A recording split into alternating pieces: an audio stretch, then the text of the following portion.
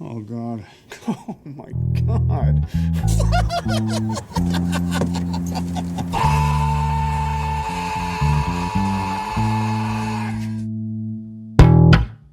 It's the normal casual conversation that we always have, but like it'd be weird if we actually just started with welcome to Cage Match. Hello and welcome to Cage Match, a roundabout way of meeting Nicolas Cage, where we take 64 Nicolas Cage movies, pit them up head to head, and decide the best, cagiest, most watchable Cage movie of all time. Yeah, we can't I'm just start producer with Peter.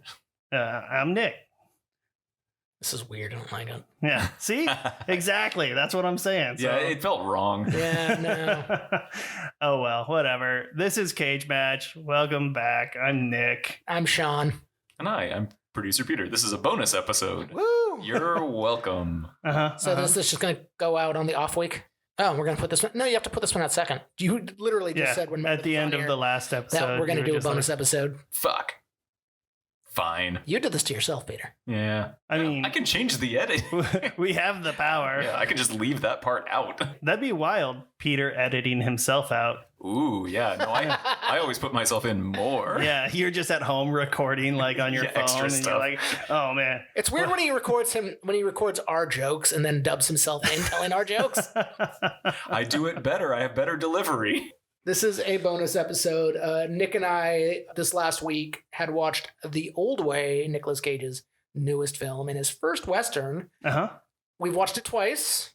I enjoyed it a lot more the second time when I wasn't. Full. Yeah, he I'm had sorry, a lot full of of sandwiches. A lot of sandwiches.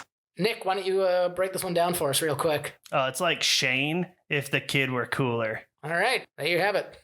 I think that's actually pretty succinct. What if someone hasn't seen Shane? Go see Shane for context in everything I'm about to say about All right, this movie. We'll be back in 90 minutes. Yeah. So why don't you give them a slightly less succinct overview of what this movie's about? So Nicolas Cage plays Colton Briggs, who is like a headhunter or like a bounty hunter in old Western times. Specifically, was it Wyoming? Yeah. Yeah. So he's like the baddest gun out there. The movie starts off with his killer mustache. Like, this thing looks so good. I like how they try and de-age Nick Cage by giving him this big bushy mustache to cover his face that only makes him look older. Yeah, it's only there to like hide those really deep nasal labial folds of his. Good use of the lingo. Yeah. But all it does is point directly to his turkey I'll neck. always say nasal labial folds if I'm going to refer to that area because it's just the nasal labial folds. That sounds like labia. Yeah. All right. It's hilarious. Genitals. Hey, man, I'm an equal opportunity genital conversationalist. So, yes, Nick Cage is the baddest bounty hunter in the Old West. Yeah. So he and his mustache bring in this guy who's going to get hung. So Sean and I normally don't watch these movies together, but I got to like pepper him with commentary while watching it. And vice versa. Yeah. Although you didn't talk too much. You were real full. So when they go to hang this dude, the intent was to hang him from the mercantile sign off of this shop. And it's just a sign that's like cantilevered out. It's like a 2x6. It's like, that is not how you hang a dude, wild Westerners. But they go ahead and they hang him. And then the guy, series of events, dies. Fast forward in time. Oh, okay, so outlaws try and get their buddy out of trouble. Uh-huh. His son's there. Yeah. Nick Cage, shoots out all the bad guys. Yep. The lawman who Nick Cage brought him into gets gut shot. So Nick Cage 100%. pay off the dude. And as he's going, the guy who was getting hanged goes to shoot Nick Cage, the man who brought him in. Nick Cage just turns around, shoots him, close up on the face, 20 years later. So at this point, Nick Cage would be... I mean, we don't know. People just looked older back then because life was harder. He was a hard 16. Maybe 28 in the beginning, and now he's like 48 and a total square. Does he have the mustache? No. Lame. And he's wearing a Wild West suit that doesn't look like it's tailored well. It does not fit. Why don't they have a proper tailor in the Wild West? But he's happily married. They have giant mechanical spiders in the Wild West. Why can't they have proper tailors? No, that's the Wild Wild West. Oh. But he's happily married because his wife's hanging their white linens. Mm-hmm. And they've got a daughter. That he doesn't quite get on with. he does not get on with humans well. It's kind of established later in the movie. Like, he just doesn't emote. He has no emotional connection to people or things and stuff. His wife's like, you have to walk your daughter to school. Your daddy's going to walk you to school. And they're both like, but why? And they start walking and we get like jaunty music, which is really setting us up for like a father-daughter comedy. Which this movie kind of just is. Yes. It's a father-daughter comedy with vengeance and shooting. We go through this prolonged scene of them like kind of sniping back and forth at each other and just arguing about how things should be done. He owns the mercantile store in this new town they're living in. Yeah, not very creative. Like the last job he did, the owner of the mercantile store was there, and now he's the mercantile store. Good content. He gets a customer comes in who tells him this really prolonged story about shit apples. About shit apples. And this gets to my biggest... Elaborate. Well, this guy comes in and he's all like, well, every year my mama makes a pie for the church bake sale or potluck or whatever. Wouldn't you know, she got her apples from old Mr. Johnson. Like, that tree grew right next to the outhouse. And I tell you, I think the shit from the outhouse got down into the roots and made the apples taste like shit. And wouldn't you know it, the pie tasted like shit. So this year, she doesn't want to do a pie. She's going to bake a cake. And meanwhile, it keeps cutting back to Nicolas Cage. Like, it's just like face and face. Yeah. Sean insists that they were never in the same Nick Cage was on set for maybe 7 days.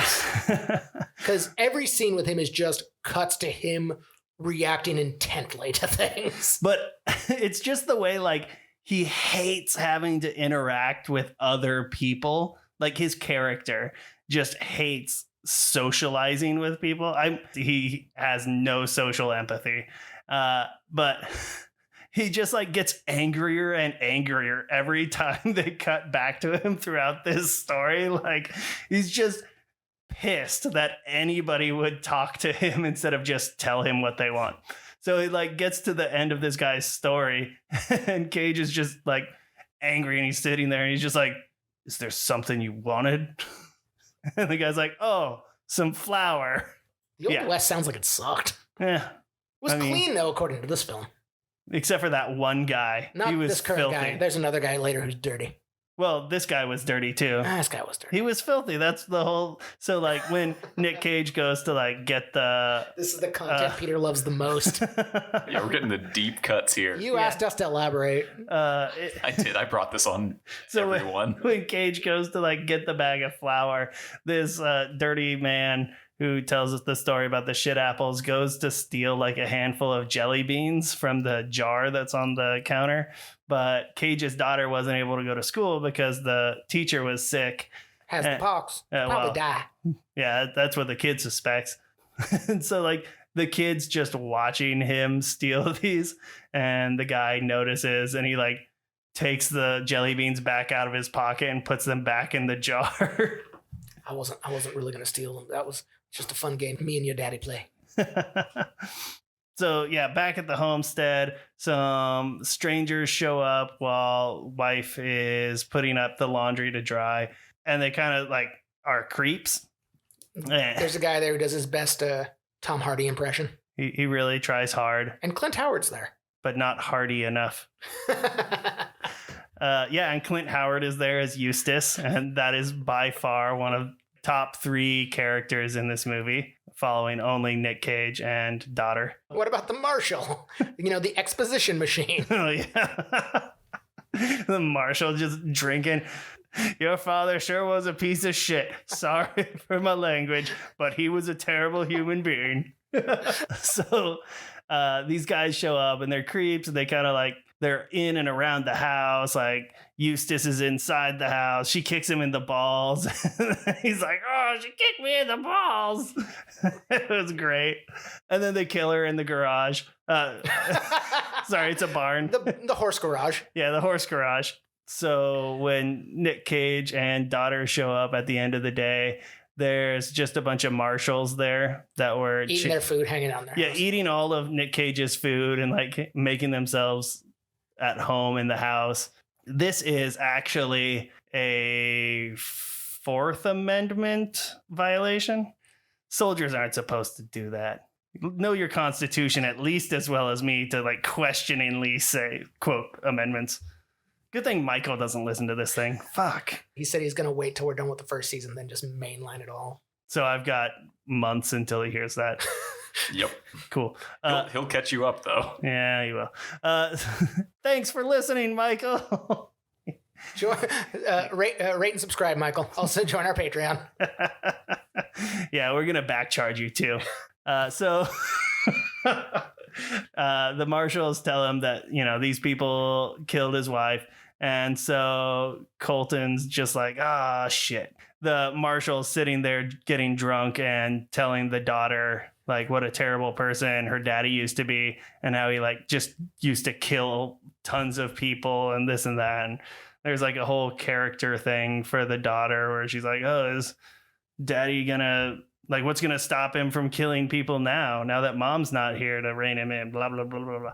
And so like the marshal leaves, the daughter goes to bed, and like when Nick Cage pulls all of his guns and stuff out and he's like gonna go get revenge, I guess he decides he's not gonna be a single dad. So he goes upstairs and the daughter just like calmly wakes up while he's standing there at like the ladder to her loft with a gun pointed at her. Yeah, just pointing a revolver at her. And she just stares at him and says something along the lines of like, Mama wouldn't like you pointing that at me. Yeah. And so he decides, I guess that's true. He takes the daughter and they go get on a horse and start riding off to get revenge. And then they chase down outlaws. There's ambushes. This movie doesn't know what it wants to be. It either wants to be like a feel-good father-daughter, like coming of it, like them working their way out, or it's a revenge story, and usually it's neither. I really liked it. I enjoyed it a lot on my second viewing. I liked it on my first viewing. Again, I was really full. I'm a visual person. Full. Yeah, very full. Very full. I'm a visual person. Like, the first scene of this is that shot of the mercantile sign that is brand new, white, like, nothing in the Old West is dirty except for like two characters. The fact that also at night everyone's just lit from the same side, even if they're facing each other, is really weird. Yeah, that was great. So it just, there's a lot of decisions made. I looked up the director a little bit. I love that his name is Brett Donahue. Yeah. Brett Donahue. And he did Bruce Willis's last film. But so there's this whole like relationship with the daughter of clearly they both have some antisocial, that in and of itself could make an interesting movie set in the Old West. It is not something we're ever going to return to, except for one amazing scene. Which, do you want to describe this one amazing scene, Nick? Yeah, sure. The marshals got ambushed by the outlaws, and there was one guy who was going to go back to town to get help for the people who were, you know, shot and stuff. And Nick Cage and daughter are there, and they see this horse coming, and they're like, well, we need a second horse because we'll never catch up with just one horse. So we're going to set an ambush where the daughter is going to like distract him and Nick Cage will take the horse. So she was like, well, what am I going to do? He's like, I don't know, cry or something. And they establish like she doesn't know how to cry. And so Nick's like, well, just think about that time where such and such lady lost her baby and she was crying, like looking for her kid. And he's just like, where, my baby, where. And so the daughter just takes that as a literal interpretation of how people cry. So this guy comes riding up on a horse and there's this kid, like this little girl in like pants and Western hat and stuff, just standing in the middle of a road, just staring at him going, where, my baby, where? And the guy's like, a baby? And it's like, what? It is an astounding sequence. Yeah, it's great. So, but then later, when they catch up with the marshals and she's talking to them, there's one marshal that got shot, like in the leg, and he won't give up his gun. Nick Cage distracts him or something, and the daughter just like steps on the gunshot wound in his leg, and so the guy like gives up the shotgun, and he's sitting there crying, and she's staring at him, and she's like, he does that much better. I'm going to take that performance next. So it's like, oh, God, you're a psychopath. Yeah. And that's kind of the end of that story, that arc of that story. Yeah. Did she get to use the crying again? No. I felt like she did cry later, but... Well, she actually does cry when her father dies. Oh, yeah, that's true. Spoiler. It's a Western. Yeah. And I said it was very Shane-like, but better. So, yeah, the criminals, they broke out of jail, and the lead guy, who is the kid that that Colton shot at the beginning of the film's father, so he's out for revenge. He promised all of them mucho dinero, so when they get to where the money is, it's a bunch of pesos. Right, because they're going to jump the border, and the pesos will be worth something, but American dollars wouldn't, or whatever. Well, he promised them, a fortune, but it isn't any good here, so they have to stick with him to Mexico. Yeah, it's smart. And then later there's this whole thing where he's going to, rip them off by, wrapping strips of newspaper in it. That doesn't go anywhere either. Nothing in this movie goes anywhere is what I'm saying. Eventually we get the showdown. Yeah, every attempt at, tomfoolery gets foiled. Yeah. Again, Clint Howard is kind of the best part of this film. Clint Howard is awesome. And no one's ever said that about Clint Howard before. I mean, I didn't know who he was until we were watching this movie, so I definitely hadn't said it, but now I have. I mean, he does look like a crazed version of Ron Howard. It's like if you left Ron Howard out in the sun too long. But then put him in a Confederate war outfit, and you've got him in this movie. It's like if you put a Richie Cunningham action figure in the microwave. Yeah, that joke's great for boomers, our target audience. I don't know who our target audience is. Apparently, it's just our friends. Yes. But we do get one decent gunfight. Yeah, no boat chases, but but yeah, Colton gets shot in the arm, and at the final showdown, they've kidnapped his daughter. And the final showdown, Colton can either shoot the guy who killed his wife or shoot Eustace and save his daughter. So he shoots Eustace, bad guy shoots Colton, then daughter shoots bad guy. Then the exposition machine of the marshal shows up again, explains how he could take her in, but would only wind up looking the fool if, everything that came out about him and his crew came out. So he's going to let the daughter go back home. Yeah, where there's nothing for her. Yeah. Even their house is burned down. Yeah. She has only the pants she's wearing and the horse and her dad's saddle. That's it. Oh, there's one other great scene in this, because she goes into town to kind of see where the bad guys are. But the whole plan is she's going to just ride into town, say she's picking up something from the mercantile store for her parents who live, in a little farmstead. And she gets into the store and gets distracted for a second. And when the store owner's like, "Can I help you?" she just verbatim does the "my mama was going to make a pie" speech from the beginning of the movie, and the shit apples. And the guy's like, "Who's Mr. Johnson?" Because they're not in Mexico yet, but everyone in this town's Mexican. Oh, I thought you were doing an Indian accent because he ran a mercantile, an Old West 7-Eleven. No, I'm not that racist. Although it did bother me that they're still in America, and everything in this town, in Santa Rosa, where they're in the town of Santa Rosa, but everything is everything's in English except for the zapateria. If you want a sombrero, you go to a zapateria. If you zapateria is a shoe store. Not where I'm from. Zapato means shoe. Look, you can take your fucking melanin and I don't know, put it in a shadow box and cherish it, or for all I care. I'm sorry, I don't know Spanish well. I don't either. I know zapateria apparently. Yeah. Yeah, so this movie is definitely it's a laugh. I wouldn't say don't watch it. No, definitely watch it. It's a great fucking movie. It's a lot of fun. Don't pay $25 for it. How many Clint Howards out of 10 do you rank it? Ooh, 9.5 Clint Howards out of 10. Pretty good. Which half? Bottom. The non-talky half. The part that got kicked earlier. 9 Clint Howards and 1 Clint Howard's genitalia. He was the comedic relief of the bad guys, for sure. Yeah, he was. He was the goofy one that you just didn't feel bad. rooting for in the bad guy gang. Yeah. If it goes to streaming, watch it. Yeah, right now it's on Apple TV, and it's $19 to rent. So, make your own decisions about that. Thank you all for listening to this bonus episode. If you are interested in rating, reviewing, or subscribing, it helps us out a lot. We are available to heckle on Reddit at Cage Match Pod. And if you are interested in being a patron, you can support us on patreon.com/cagematch. Well, anything else to say on it? Where, my baby. That's about it.